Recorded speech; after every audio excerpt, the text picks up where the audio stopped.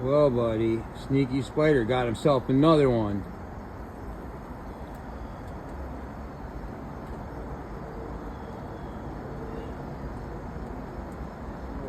Wow, you are so cool, buddy boy.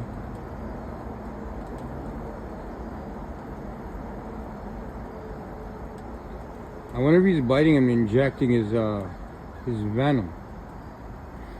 But he's definitely hooked up. He's encapsulating him in stuff.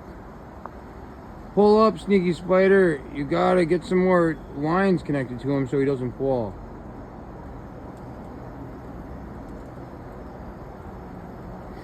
I just put that little bug in the web, so I'm sorry, guys. I hope you guys aren't mad at me, but I was cooking some food on the grill, and I put it in the web, and Sneaky Spider just whooped down, and he scooped him up.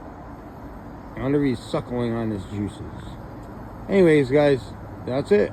I wish I had a little more for you. I should have taped recorded from the point when I put him in the web, but what I'll do is I'm gonna get my tripod Monday. Wow, freaking awesome. All right, peace.